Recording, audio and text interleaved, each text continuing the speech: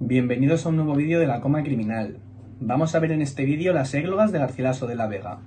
En el anterior vídeo de Garcilaso conocimos brevemente su vida, su obra, el estilo de su obra y las etapas y características de su obra. Dijimos que las églogas eran consideradas sus obras más completas. Vamos ahora a desarrollar las tres églogas. ¿Qué son las églogas? En el primer vídeo sobre el Renacimiento habíamos visto que la égloga era un subgénero lírico, como la epístola, la elegía o la oda, por ejemplo. En este subgénero de la lírica vamos a encontrar un diálogo entre pastores que se puede asemejar a una obra de teatro de un solo acto. Va a tratar el tema amoroso y va a transcurrir en un entorno de naturaleza idílica. Encontraremos el tópico literario del locus amoenus. No tiene por qué ser siempre un diálogo entre pastores, también podría ser, por ejemplo, el monólogo de un único pastor. En cualquier caso, se va a presentar un mundo idealizado en ese entorno de locus amoenus habitado por pastores. Y vamos a oír muchas veces hablar de género bucólico. El género bucólico no tiene por qué ser exclusivamente las églogas, pero sí las podemos enmarcar dentro. El bucolismo es una de las formas de tradición clásica que influyó notablemente en la poesía del siglo XVI. ¿Os acordáis de que hablábamos de que el Renacimiento se inspiraba en la antigüedad clásica, no?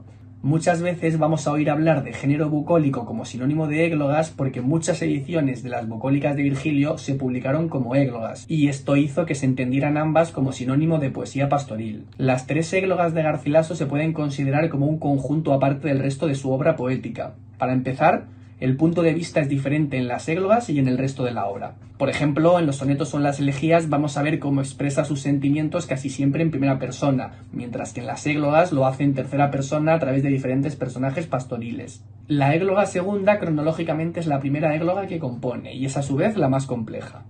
La égloga primera marca un avance en la evolución de Garcilaso que encuentra aquí la armonía perfecta entre vida y literatura. Y la égloga tercera supone el logro definitivo del arte y se abre a partir de aquí la vía por la que van a transitar muchos poetas posteriores a Garcilaso. Hemos dicho antes que en las églogas Garcilaso se expresa en primera persona, pero al principio de las églogas primera y tercera sí que lo vamos a ver intervenir en primera persona para presentarlas. En las tres églogas vamos a ver los amores de Nemoroso y Elisa, y la crítica va a interpretar que se refieren respectivamente al propio Garcilaso de la Vega e Isabel Freire.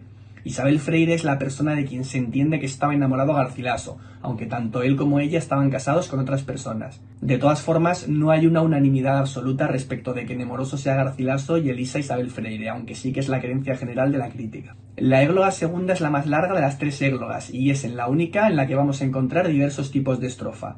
Tenemos estancias, tercetos encadenados y versos en decasílabos con rima interna. Sus personajes son el pastor Albanio, los pastores Nemoroso y Salicio, que serán los protagonistas de la égloga primera, y Camila, que es quien rechaza a Albanio, y el tema de la locura, ese amor loco que siente Albanio y que es rechazado por Camila. Aquí vemos dos estancias del principio de la égloga segunda, que sabemos que son estancias y no silvas, porque siguen esa misma estructura que os he puesto a la derecha. Y son dos estancias donde podemos ver muy claramente el tópico oraciano del Beatus Ille, que significa dichoso aquel, y que luego será muy popular en el Renacimiento a partir de la Oda a la vida retirada de Fray Luis de León. Os marco ahí las sinalefas y las dialefas por si alguien quiere probar a hacer el análisis métrico, sobre todo para que tengáis en cuenta las dialefas que muchas veces os olvidáis de ellas. Vemos aquí este parlamento de Salicio, que es donde estrena ese recurso del que hemos hablado de la rima interna. Van a rimar las sílabas finales del endecasílabo con las sílabas sexta y séptima del siguiente verso. He puesto aquí un fragmento, pero seguiría. Después maestro rimaría con muestro, por ejemplo. Y aquí vemos como después de un diálogo entre Albanio y Camila, Albanio empieza a dar señales de locura, esa locura fruto del amor no correspondido y no solo señales de tristeza como había dado hasta ese momento de la égloga. Vemos, por ejemplo, cómo hay una disociación entre mente y cuerpo, el cuerpo se le va y está por tanto fuera de sí. La estructura de la égloga primera se compone de 30 estancias de 14 versos, en total 421 versos. Y si alguien se pregunta cómo puede ser que dos números pares multiplicados de 421, es porque hay una estancia de 15 versos. El tema de la égloga evidentemente es el amor, y vamos a verlo a partir de la conversación entre dos pastores, Nemoroso y Salicio. Salicio está dolido porque Galatea lo ha abandonado por otro, y Nemoroso está triste por la muerte de Elisa. Así que tenemos dos dolores distintos que coinciden en la imposibilidad de estar con la persona que aman, por lo que los dos sufren desde la soledad de la imposibilidad del amor. Aquí, a diferencia de la égloga segunda, no vamos a ver diálogo entre los pastores, sino que sus intervenciones son monólogos de cada uno de ellos. Esta estrofa pertenece al final de la égloga primera, es la penúltima estancia de las 30 que hemos dicho que tiene. Aquí vemos como Nemoroso quiere romper las ataduras terrenales para poder acceder al lugar en el que vive Elisa, que está fallecida.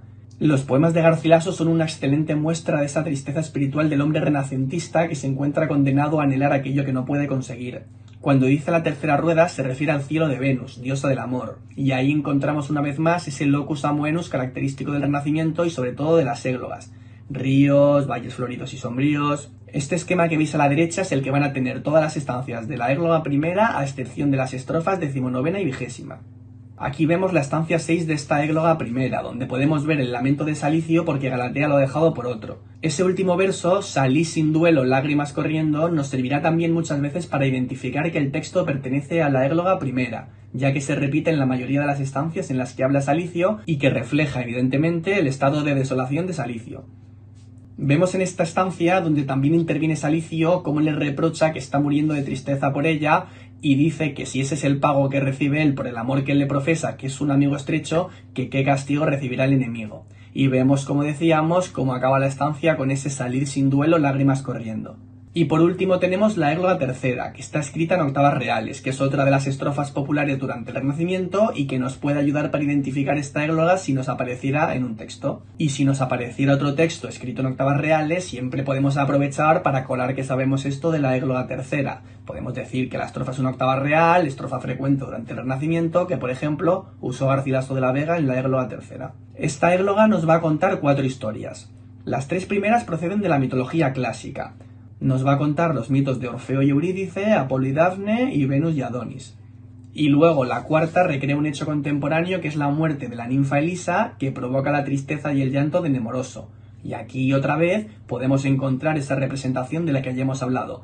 Elisa es Isabel Freire y Nemoroso el propio Garcilaso. Si tuviéramos que comentar un fragmento de la égloga tercera y nos apareciera cualquiera de estos mitos clásicos, podríamos relacionar cada uno de ellos con el soneto 15, el soneto 13 o la elegía primera.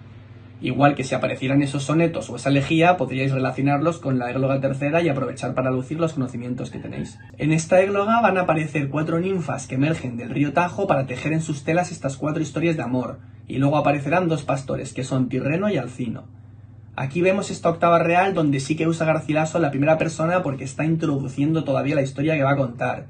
Es la 7ª estrofa de la égloga tercera, y presenta aquí las ninfas que van a tejer las telas sobre las historias de las que hemos hablado. Aquí vemos las 2 octavas reales donde habla del mito de Apolo y Dafne, que como os decía podéis relacionar con el soneto 13, y como veis en este caso guarda muchas semejanzas y si no fuera porque usa distintas estrofas hay partes donde podríamos confundirlos. Y vemos aquí las octavas reales en las que vuelve a aparecer Elisa, como en la égloga primera, y Nemoroso, que como ya sabemos sería ese Garcilaso dolorido por la muerte de Isabel Freire. Espero que después de este vídeo sepáis un poco más sobre las églogas de Garcilaso de la Vega, que son una parte sumamente importante de su obra, y espero que os hayáis quedado con las claves para poder identificarlas fácilmente si se os diera algún fragmento de alguna de estas églogas. Nos vemos en el próximo vídeo.